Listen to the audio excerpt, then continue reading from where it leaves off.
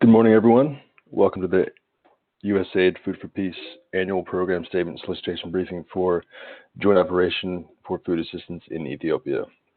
So we're going to open with some remarks from the Division Chief, Taylor Garrett. Good morning, everyone. Thank you all for joining us. This is morning in the United States. It's afternoon in East Africa. I hope wherever you are, most likely you're probably working from home or working in a non-traditional way. So we certainly appreciate everyone coming for this briefing, and we thank all of the potential applicants for their interest in this request for applications. At the outset, I just want to be clear with everyone that comments on the JOP APS are due on Friday, May the 22nd. And as I hinted at just now, we recognize the challenges that applicants and all of you personally, but also the applicants and the institutions themselves are facing with the COVID-19 crisis, and that possible solutions, workarounds, ideas to break through any problems are welcome with any feedback you want to give us. This APS will identify an implementing partner or possibly two implementing partners to support Food for Peace funded JOP, Joint Emergency Operation, which targets transitory or acutely food insecure households in Ethiopia. On average, the JOP provides food assistance to approximately 1/3 of Ethiopia's emergency caseload every year in multiple regions across Ethiopia. Since 2018, the JOP has also expanded to provide assistance to conflict-affected, internally displaced people in Oromia and Southern nations, nationalities, and peoples regions. The JOP is designed to maximize linkages with the government of Ethiopia and FFP development partners, harmonizing humanitarian and development food assistance mechanisms, and strengthening local capacity to respond to acute shocks. The design for this solicitation was a USAID-wide effort that included the Office of Food for Peace and USAID's Dacha Bureau, Democracy, Conflict, and Humanitarian Assistance, as well as the Bureau for Resilience and Food Security and USAID's Africa Bureau, who are all strong supporters and will work very closely together on the humanitarian development and peace nexus as it relates to the future JOP.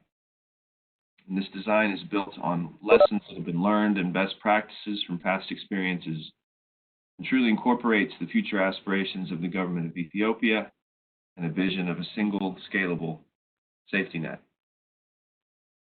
We really do appreciate the field and local partner expertise and experience in the applicants and the people interested in this today, those of you who have called in to this, and we really welcome your creative and innovative ideas. And finally, I'd just like to thank applicants again for their interest. And now I'd like to introduce and hand over to Saba Moritz, who will go over the ground rules and the agenda for this briefing. Thank you very much. Thank you, Tyler. Greetings to you all. My name is Saba Moritz, and I'm with the Office of Food for Peace in Washington. Again, we welcome you to the solicitation briefing for the Joint Emergency Operations Programs in Ethiopia. If I could have the next slide, please.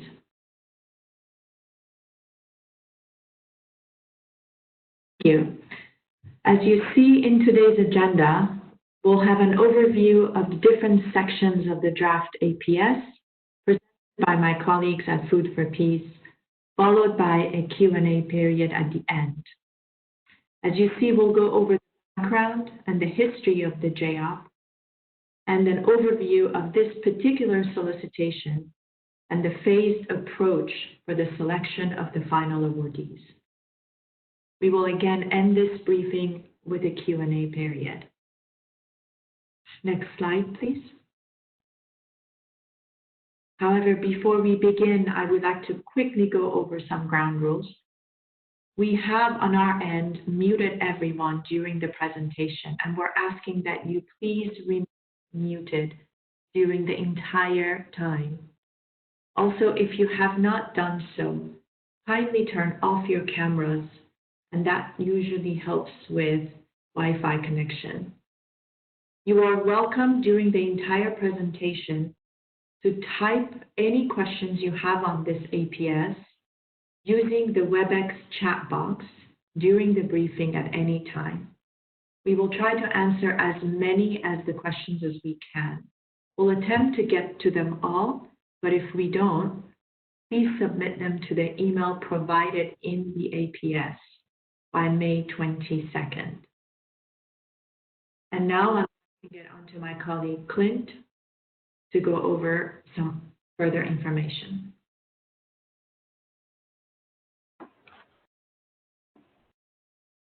Thank you, Saba. The JAP is an emergency food distribution program targeting food insecure households in over 60 Woredas, Ethiopia's administrative unit equivalent of districts across the country. The targeting process is led by the government of Ethiopia's National Disaster Risk Management Commission, NDRMC.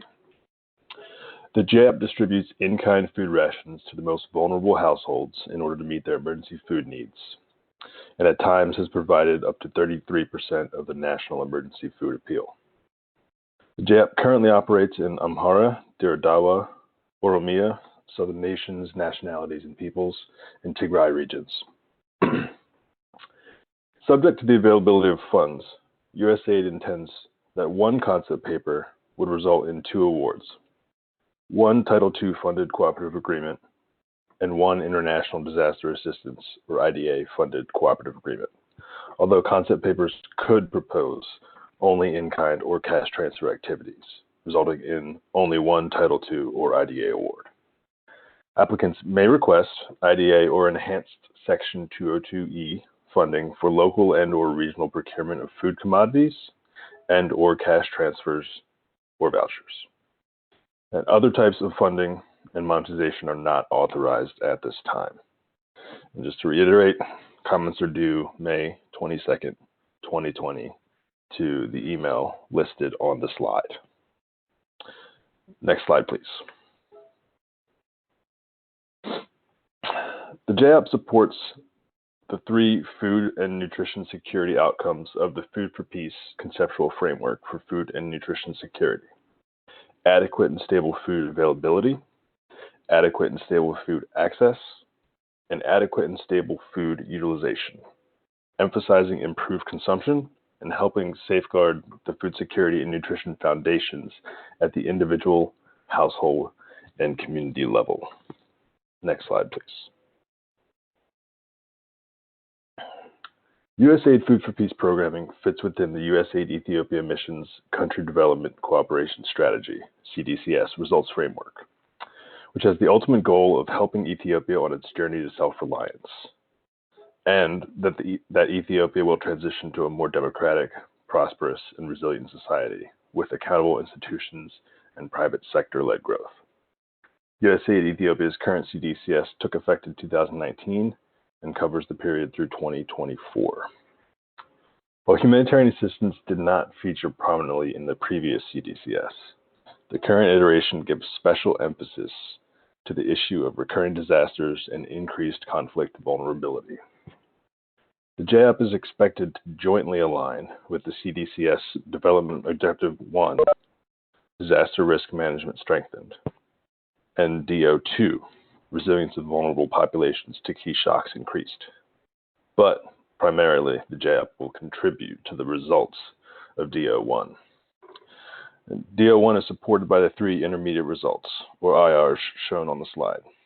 IR 1.1, communities are empowered to mobilize, mitigate, and act on shocks.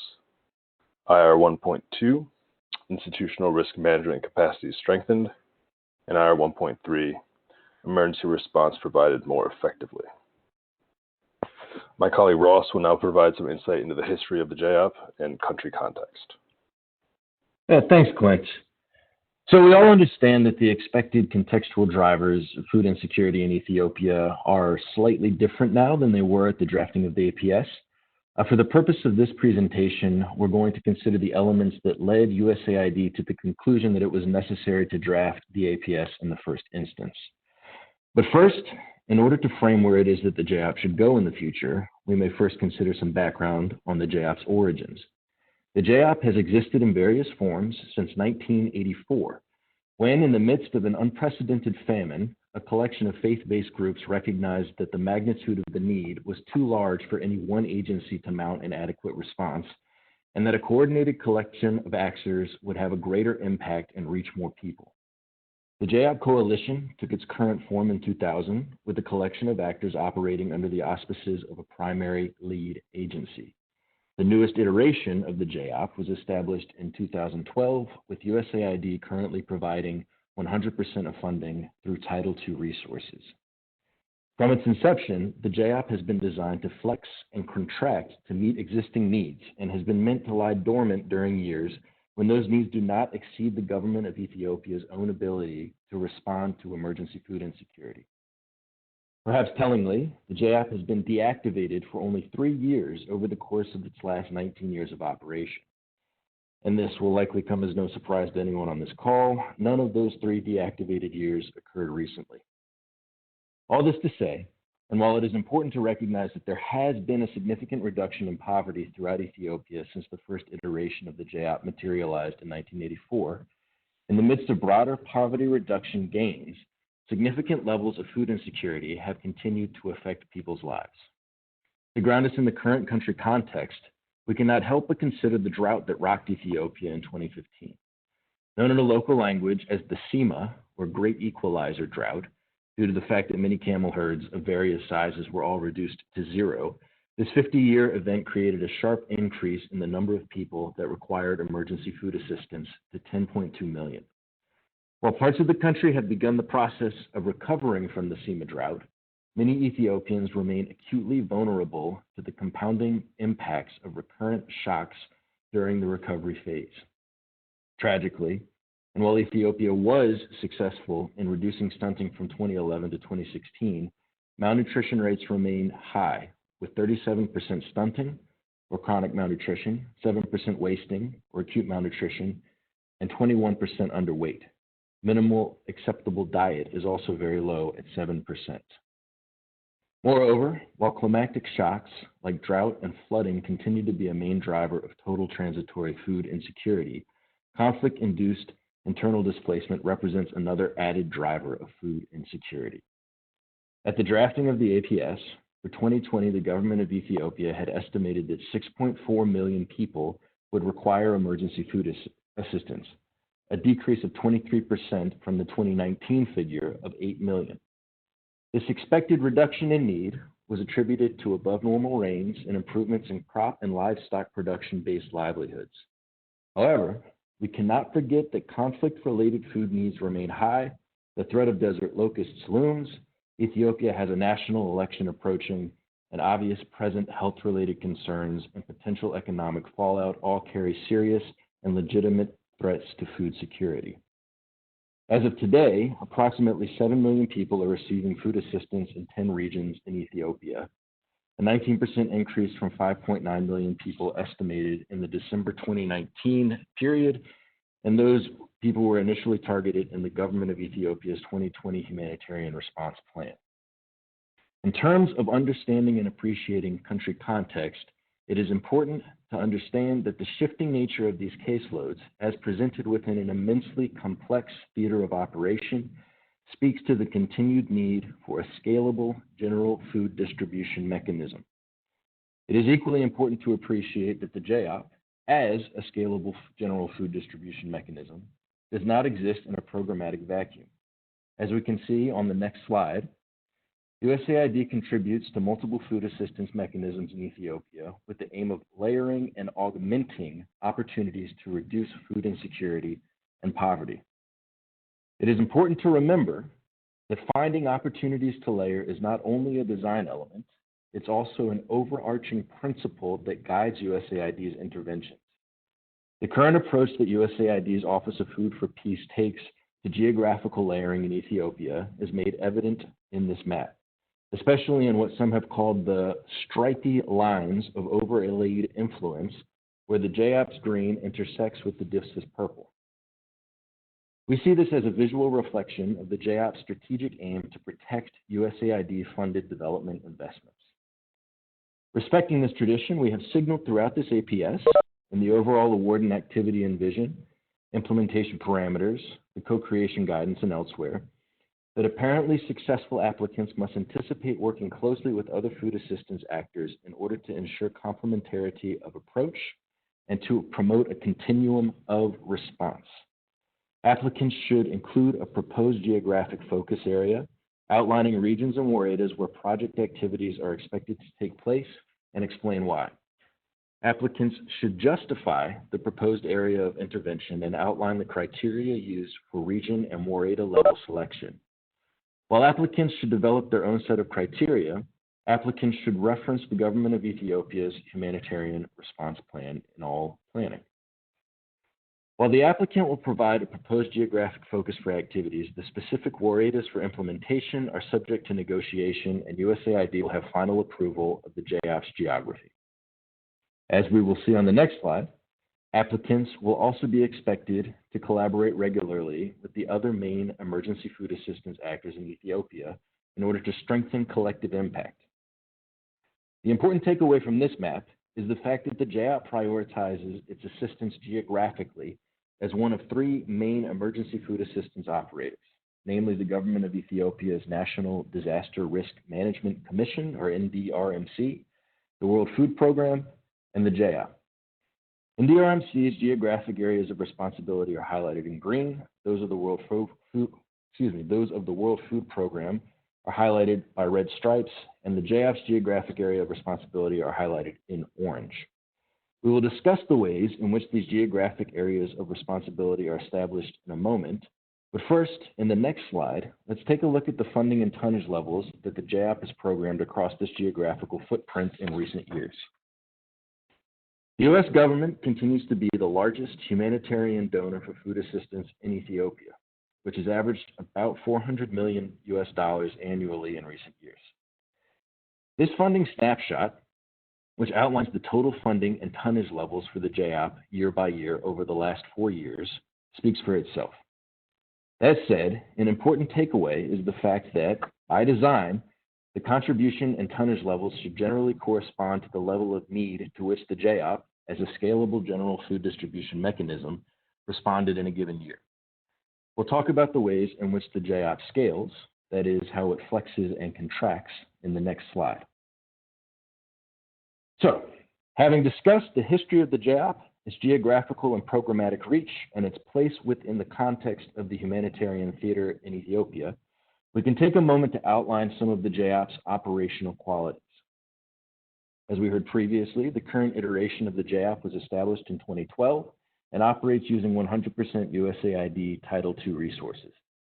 As Clint mentioned earlier, the JOP currently operates in Amhara, Diradawa, Oromia, SNNPR, and Tigray, in or near Food for Peace's development investments.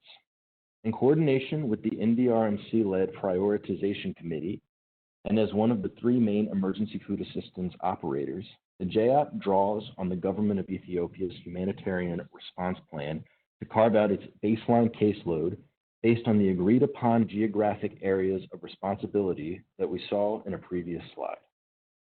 While the humanitarian response plan caseload serves as the JOP's operational baseline, the JOP may also flex to accommodate ad hoc requests from the government of Ethiopia to incorporate additional emergency caseloads, sometimes flexing to incorporate caseloads that would typically sit outside the JOP's geographical areas of responsibility. By design, the JOP is meant to protect development gains, as we saw made evident by the stripy lines of overlaid influence on a previous slide, increase the resilience of clients, increase NDRMC's ability to respond to acute shocks, and support the strengthening of early warning systems. So, now that we've taken some time to explore the geographical, historical, and implementation considerations that shape the current JOP, Cliff will take some time to speak to the multi-stage evaluation process that will ultimately identify the actors that will shepherd the next iteration of the JOP. Cliff? Thanks so much, Ross.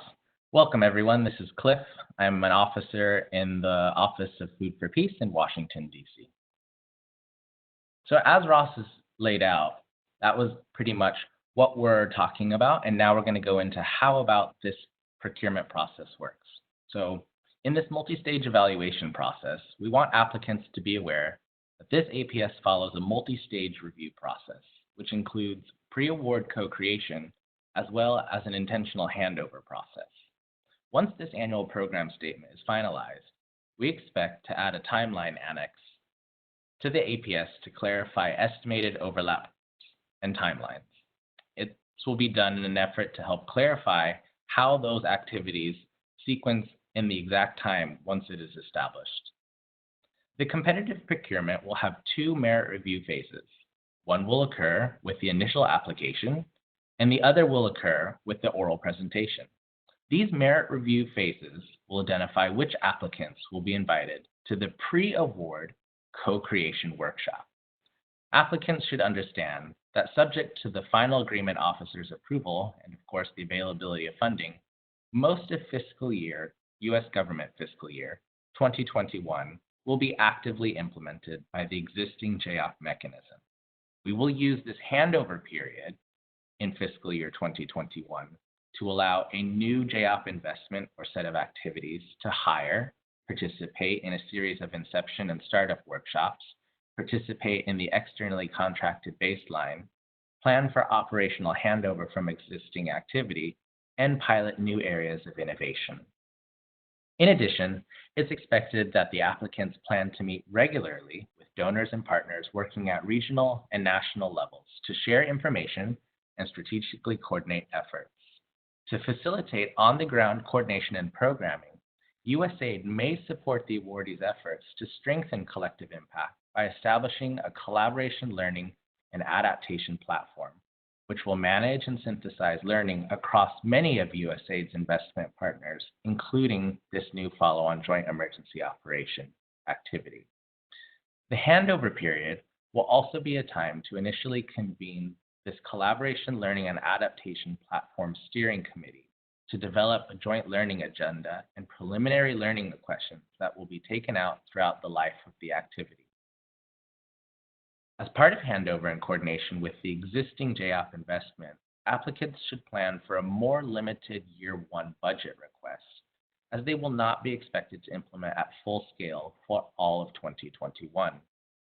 The new Joint Emergency Operations start date would be clarified in the co-creation workshop, but in terms of an in-kind resource request or call forward planning for U.S. agricultural commodity, the new Joint Emergency Operation would plan for these in-kind commodity transfers to begin in fiscal year 2022.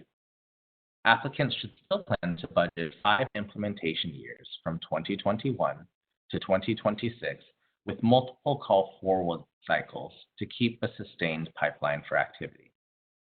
Depending upon the final award timeframe, we envision having anywhere between 3 to upwards of 6 months for partners to be able to plan for handover from existing JAF activities. As mentioned earlier, applicants should understand that subject to final AO approval and availability of funding, most of fiscal year 2021 will be implemented by the existing JAF. We just wanted to reiterate that point. At the conclusion of the draft APS period, USAID intends to provide a conceptual timeline annex with the final APS that will review these interrelated timelines. These timelines will be revisited during the co-creation workshop, as USAID may need to adjust due to unforeseen delays. Again, if there are any remaining questions on this process, we encourage those to be submitted during this draft APS review process now. As a reminder, those should be submitted by May 22nd, that's a Friday, by 12 p.m. noon Eastern Daylight Time. We are using noon as we don't want to encourage people to be nocturnal like an aardvark and submit at midnight. Next slide, please.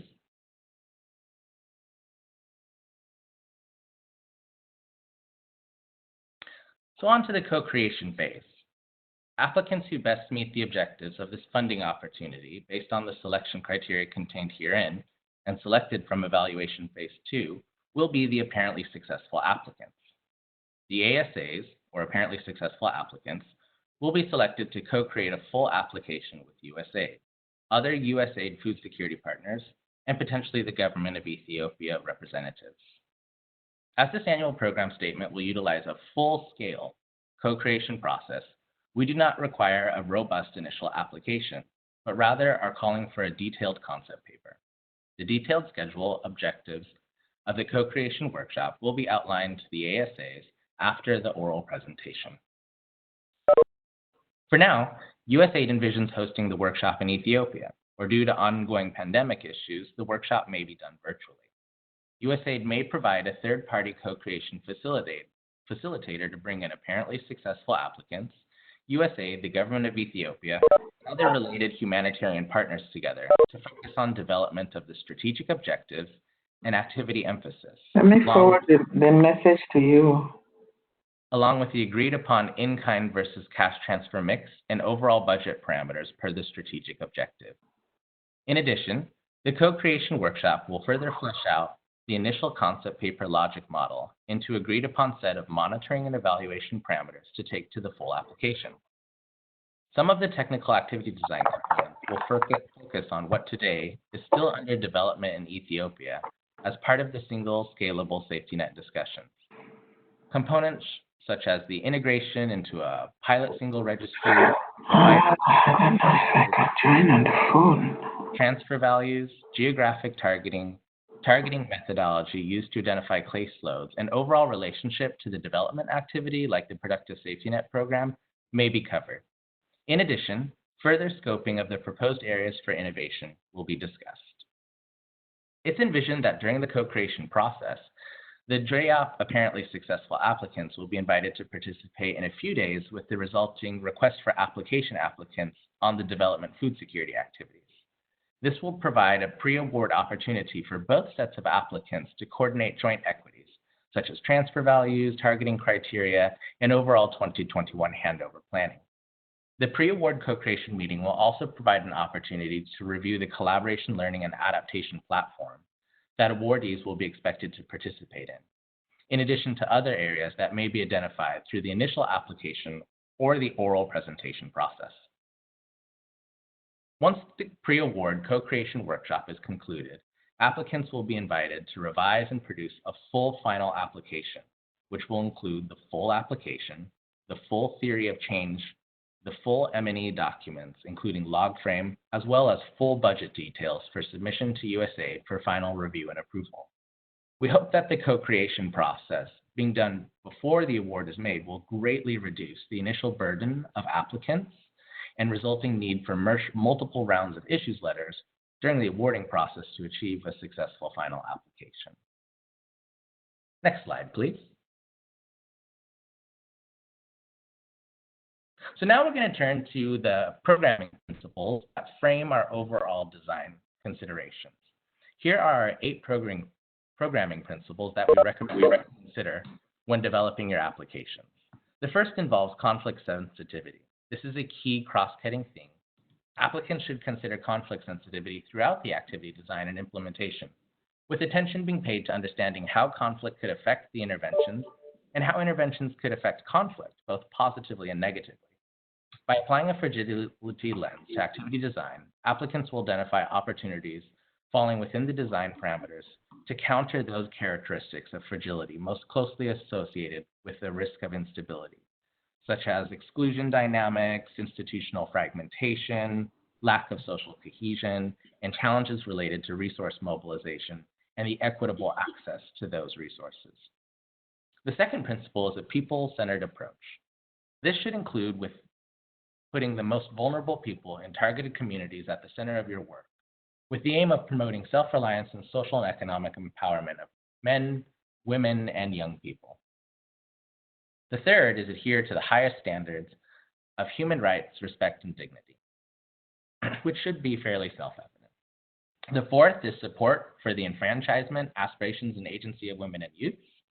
In designing activities, applicants should use gender and youth sensitivity approaches to understanding the unique challenges facing these 2 overlapping segments of the population in order to ensure that women and youth have equitable chances.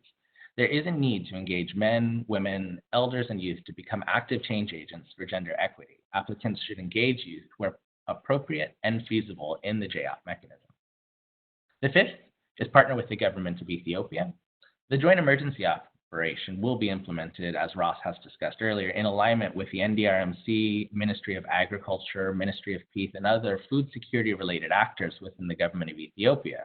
This is being done to meet the ambitious goals outlined by a coordinated, joint-supported annual humanitarian appeal process and integrated cash food plans. The sixth principle is to achieve results. Applicants should propose clearly defined, measurable, and strategically focused objectives. The seventh is adaptive management. Partners will need to adapt through collaboration and learning with other USAID partners, local actors, and of course the government of Ethiopia to facilitate on-the-ground collective impact. Also, as noted before, USAID may support leads in this process by the establishment of a collaboration learning and adaptation platform. This platform will manage and synthesize learning across all relevant USAID investments, including the Joint Emergency Operation. And finally, leverage and link to strengthen collective impact. Where possible, applicants should seek to layer, sequence, integrate activities to create opportunities for positive change. Coordination with the government of Ethiopia, again, is critical to the success of the Joint Emergency Operation, and you should be able to demonstrate that you understand the special considerations for working with local and federal governments in the Ethiopian context. As the government of Ethiopia moves towards a continuum of response between emergency development initiatives, coordinations with the development food security activities, and its also corresponding government of Ethiopia implementing mechanisms will be critical. Again, thanks so much, and I'll hand it back over to my colleague Ross. Thanks, Cliff. If I could have the next slide, please. So, as a component of the overall award and activity vision, the applicant must recommend activities that align with 5 high-level implementation parameters. Throughout the rest of this briefing, we will take some time to explore these equally important and mutually reinforcing parameters. As the emergency team lead for the USAID Ethiopia mission, I will first discuss implementation parameter 1, scalable general food distribution model with logistics excellence. Then I'll discuss implementation parameter 2, improving humanitarian development peace, the triple nexus linkages through food assistance system strengthening. Then Melanie Thurber, the USAID Ethiopia Mission's emergency nutrition expert, will discuss implementation parameter 3, promoting diet adequacy, which currently appears in the draft APS as filling the nutrient gap. Then Clint will discuss implementation parameter 4, innovation and operational research.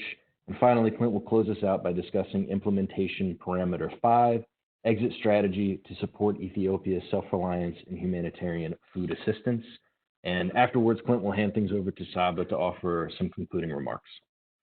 So we begin with the next slide, which will include a discussion of implementation parameter 1, scalable general food distribution model with logistics excellence. Matt, if I could have the next slide, please. The foundation of the current JOP is the logistics excellence that facilitates emergency food assistance transfers in the designated geography to support acutely food insecure clients suffering the negative impact of shocks. Building on this legacy, applicants must propose a minimum of 75% of the total resource envelope to be designated for transfers and associated costs. Establishing the ways in which the JOP will flex or contract, the modality decision process that the JOP will use to determine programmatic goals, and the triggers that will cause the JOP to take action are essential elements for success. With that in mind, applicants should take care to justify the appropriateness of a proposed modality, whether in-kind or market-based, using an evidence-based approach as informed by the local food system context. In so doing, applicants should provide an illustrative transfer value that will be further refined in the co-creation workshop. Applicants should also directly address if client eligibility for receipt of transfers are conditional versus unconditional, ensuring that the proposed approach is in line with the government of Ethiopia's national and regional policies for emergency food assistance. Applicants should also take care to present their rationale for any proposed variations in household targeting limits or proposed variation in ration size, ration mix, or transfer value based upon WAREDA hotspot classification or similar assessments of household and community needs. Importantly, applicants should take care to present the rationale behind any proposed deviations from current food assistance norms that are implemented by the government of Ethiopia. Further details concerning these considerations can be taken directly from the draft APS document. In the next slide, we'll move on to consider implementation parameter 2, improving humanitarian development, peace, triple nexus linkages through food assistance system strengthening. The government of Ethiopia has recently committed to reforms that will link and harmonize humanitarian and development food assistance systems. Correspondingly, other stakeholders in Ethiopia have also committed to a vision of pursuing multiple positive outcomes simultaneously by investing in improving the so-called triple nexus linkages, which explore the intersecting interests and outcomes of humanitarianism, development, and peace building. In order to help organize thinking around the concept of improving triple nexus linkages, the APS emphasizes 3 key elements. Those are namely supporting the transition to a continuum of response, early warning system, and conflict sensitivity. To better represent what is meant by supporting the transition to a continuum of response, the term continuum of response refers to an ability to respond to changing conditions in order to scale up humanitarian assistance in times of shock while building on development gains in times of plenty. Applicants should propose ways to effectively link and harmonize the delivery of humanitarian and development food assistance. Proposed approaches should be consistent with the vision and policies of the NDRMC and the Ethiopian Ministry of Agriculture.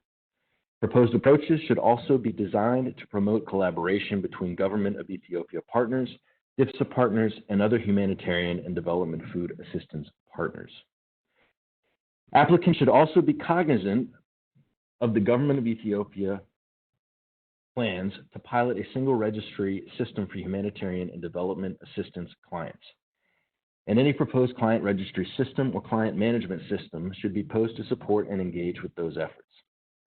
In terms of early warning system components, applicants should research and assess the multiple early warning systems that exist in Ethiopia and provide a plan to strengthen the capacity to collect and use early warning data to improve timely action for response.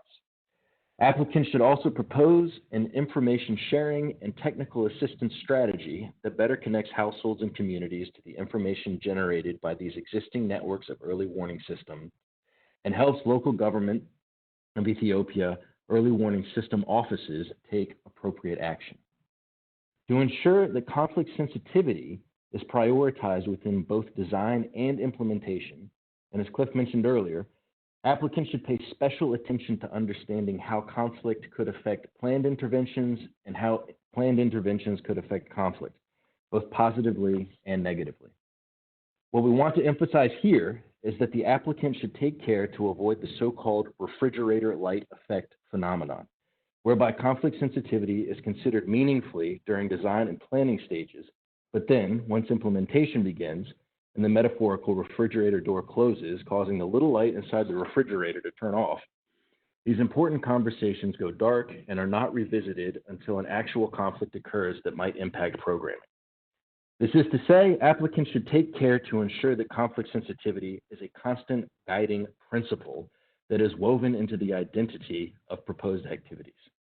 As a final word on triple nexus linkages, and while keeping focus on these aforementioned elements is absolutely essential, applicants should also anticipate that the government of Ethiopia policies, administrative procedures, and institutional arrangements that currently exist may change over the course of this activity, and that the JAP will be called upon to adapt and support these types of reform processes. Having said all that, Melanie will now take some time to discuss the third of the 5 implementation parameters, namely promoting diet adequacy. Melanie? Thank you, Russ. So while the JAP will focus on addressing acute food insecurity, USAID encourages applicants to propose an approach to make the JAP as nutrition sensitive as possible. In the APS, this implementation parameter is listed as fill the nutrient gap. Through this APS, USAID is not referring to the World Food Programme's branded approach of fill the nutrient gap. Rather, applicants can identify ways to promote dietary adequacy through the JAP. Applicants may consider linkages or complementarities with USAID or other donor nutrition investments and platforms, including community-based management of acute malnutrition. Applicants may also propose to improve dietary diversity for vulnerable populations through the transfer intervention itself, for example, complementing distributions with nutrition education or provision of vouchers for specific nutritious foods. Thank you. Over to you, Clint.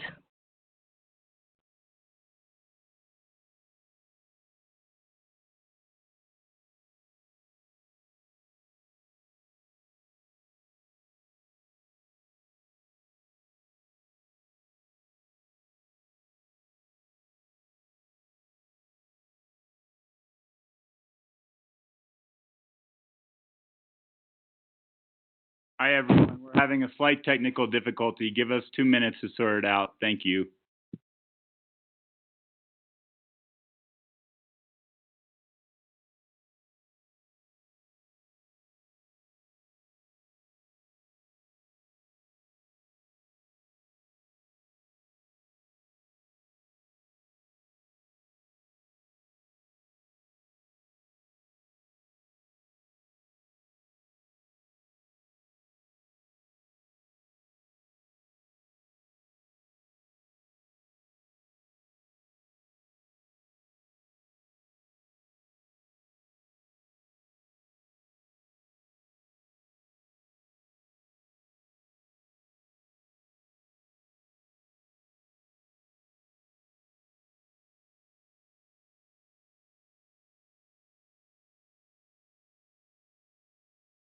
Hi, everyone. Clint was meant to speak to the implementation parameter number 4. This is Ross. He's having some technical difficulties, so I'm going to speak to them in his place. USAID is committed to the application of technology and innovation to improve efficiency and to achieve, sustain, and improve activity performance. Illustrative examples of applying technology include, but are not limited to, using digital identification for beneficiary registration and management, using short message service, SMS technology to monitor, evaluate, and improve operations at final distribution points, using global positioning systems, GPS technology, to better track food dispatches, deliveries, and distributions, remote activity monitoring, and adopting practices from or partnering with private sector logistic actors. USAID promotes operational research to understand what works best in the Ethiopian context. USAID is most interested in operational and effectiveness in terms of research related to market-based approaches, emergency food operations, and approaches or technologies for improved food distributions. Where appropriate, research should also examine feasibility for adaptation by the government of Ethiopia. Concerning market-based approaches, the government of Ethiopia has a cash-first principle, and Food for Peace requests that applicants propose operational research to understand the feasibility, cost-effectiveness, and cost efficiency of different modalities. Applicants should explore opportunities to compare modalities within the project and potentially to externally control operations across different groups. Applicants should propose how they will integrate cost efficiency and cost effectiveness analysis and research into their financial and activity monitoring and evaluation frameworks. Which brings us to the APS implementation parameter number 5, exit strategy to support Ethiopia's self-reliance in humanitarian food assistance. The JAP aims to build sustained capacity of government of Ethiopia institutions to deliver shock responsive protection to mitigate emergency food and nutrition insecurity. The government of Ethiopia needs to drive its own humanitarian activities and establish its own priorities. The role of USAID and awardees will be to support and assist this process in partnership with the government of Ethiopia towards achieving self-reliance and to support efforts that strengthen the government of Ethiopia's capacity to eventually deliver humanitarian food assistance through a continuum of response. While some of the implementation parameters above refer to this process, applicants should propose criteria and milestones to determine when district or WAREDA is ready to phase over to sole government of Ethiopia implementation. And as that concludes our consideration of the APS implementation parameters, I will hand it over to Saba to offer some concluding remarks. Thank you. Thank you, Ross. And friends, this brings us to the end of our presentation. I hope that this was a helpful overview of this APS. Thank you, everyone, for attending this briefing and for your long-standing commitment to the work of Food for Peace. We greatly value your input and appreciate all the hard work you're doing, especially during these difficult operating times. Thank you so much, everyone. Once again, as a reminder, submit your detailed comments of the draft APS directly to the email provided in the APS by May 22nd, especially those related to the challenges you are facing due to the pandemic. We now ask you type in if you have any questions on the presentation, and we ask for a few minutes of your patience while we go through the emails or your questions in the chat box and sift through them.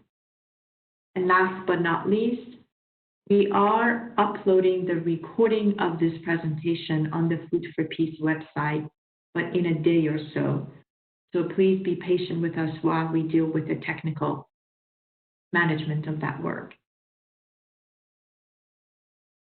So I will now go to the questions and will ask my colleagues to be able to answer them.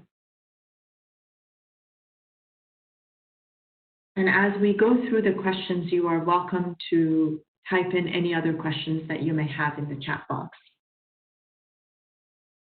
First question that we have is, how will the formation of the BHA, Bureau of Humanitarian Assistance, affect this initiative, and what is the time frame for the formation of BHA? The formation of the BHA will not have any effect on this particular initiative. And as for time frame, Your guess is good as ours. We, at the moment, are going through some internal clearances and review process, and as soon as everything is cleared, we will provide an announcement to all of our partners regarding the formation, an official formation of the Bureau of Humanitarian Assistance. I hope that answers that question. The second one is a question, and I will ask my colleague Cliff to respond to it. And the question is, how will the JOP procurement process be coordinated with the ongoing DFSA's procurement process? Given USAID's previously mentioned single operator principle, meaning it is more efficient to support one food for peace food assistance pipeline in each geography for transitory and chronically vulnerable safety net participants. The process of selecting the apparently successful applicant and any sub-partners for the JOP would seem to be dependent on selection of the ASAs or sub-partners of the DFSA award in keeping with a single operator principle in overlapping geographies. Cliff, I'll hand that to you. Thanks, Ava, and thanks, Paul, for the question. Just to note for applicants, as mentioned in both the request for application on the Development Food Security Activity process, as well as the annual program statement for this joint emergency operation, USAID reserves the right to negotiate final proposed implementation geography, which will provide us an opportunity to take those design concepts and ensure that we're still able to implement as a vision towards a single operator platform. Now, how we go about doing this was a bit covered in the co-creation slide I presented on earlier. So planning around the single operator vision will be done in the co-creation workshop. It's envisioned that during the co-creation process, the JOP, apparently successful applicants, will be invited to participate in a few days with also the resulting request for applicants, so to speak, or apparently successful applicants from the Development Food Security Activities. This is going to provide us a pre-award opportunity for both sets of applicants to coordinate these types of joint equities, such as the single operator principle and other 2021 handover planning needs.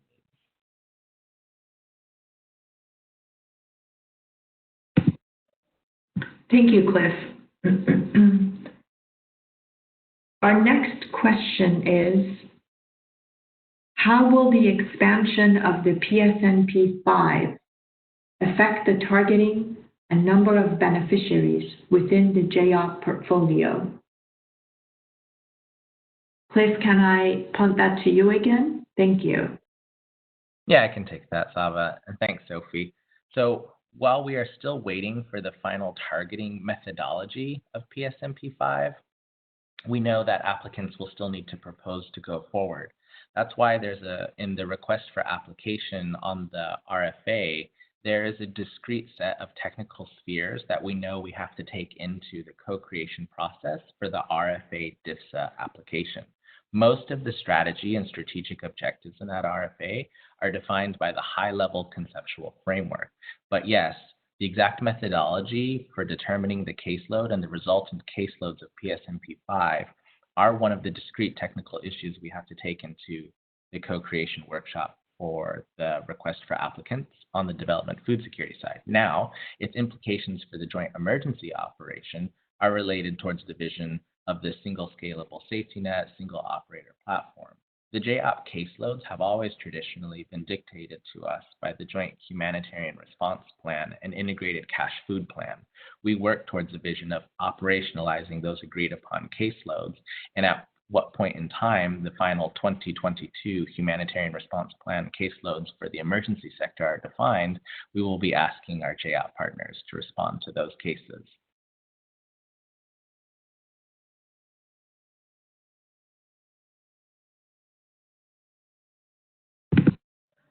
Thank you, Cliff. Waiting for the next question.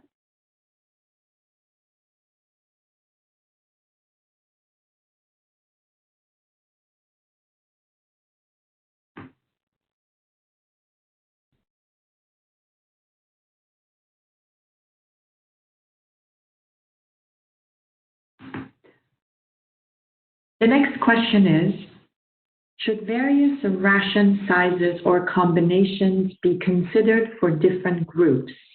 Example, PLW rations.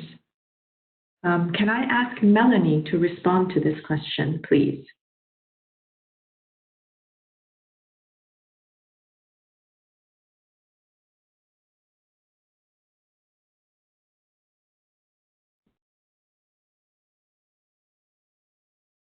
Sorry, this is Juan Carlos. I'll step in here just for a second because I think. Thank you.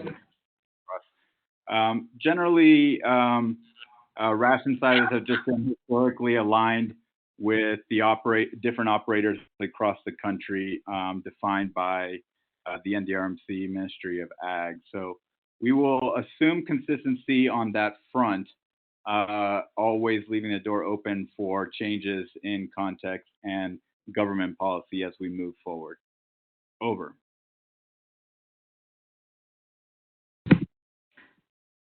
Thank you, JC, for stepping in. I think Melanie had some technical difficulties. We don't have any other questions, so we'll give you a few more minutes to type in any other questions that you may have. And meanwhile, we will just mute everyone.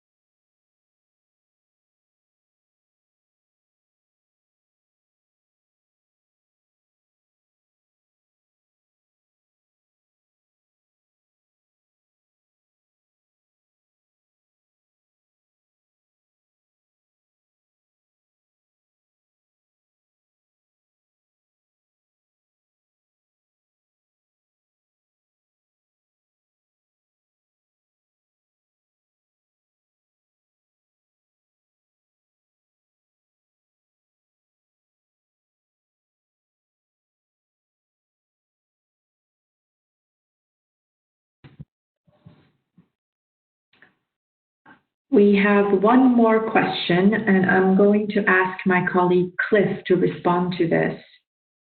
The question goes, with the inclusion of cash programming, does USAID have a threshold for commodity cash ration? Thanks for that, Saba. And actually, there's another question that came in which relates to this around the two cooperative agreements under one annual program statement. Actually, both of those concepts are interrelated. As we covered in the annual program statement document, the vision is that we are asking applicants to propose one common vision of how they would implement a program of cash transfers, food transfers with logistical excellence, but ultimately, depending upon the funding source of how we decide to execute that vision, it may result in two cooperative agreements. Partners may be familiar with this in joint work between the Office of Food for Peace and the Office of Foreign Disaster Systems. For instance, in those type of applications that are jointly funded by the two offices, it's one common program design that results in a Title II funded in-kind resource transfer cooperative agreement, and then also a parallel international disaster assistance or IDA funded cooperative agreement. But it is still funding one common program design, which culminates into two cooperative agreements. On the idea of the inclusion of cash programming, this is new, and we're glad that partners are recognizing that signaling. The threshold for the commodity cash ration would need to be defined by the Integrated Cash Food Plan that's determined by the NDRMC and Government of Ethiopia. Again, in the vision of a single operator platform, should a partner propose a specific district or woreda, they would be responsible for covering the caseload in that district or woreda, which would therefore determine the commodity and or cash transfer levels.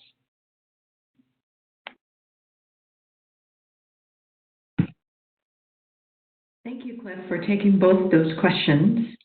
Are there any other questions? We're waiting for more questions to come.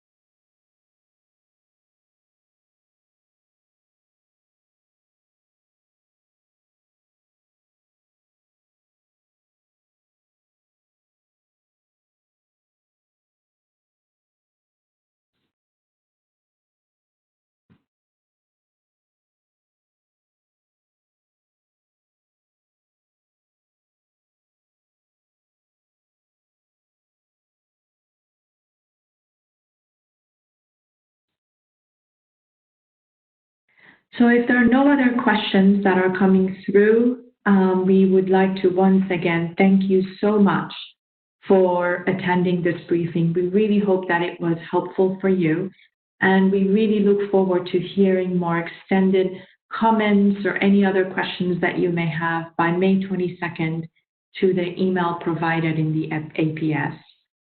For those of you in the United States, have a good day, and for those of you in Ethiopia, have a wonderful evening.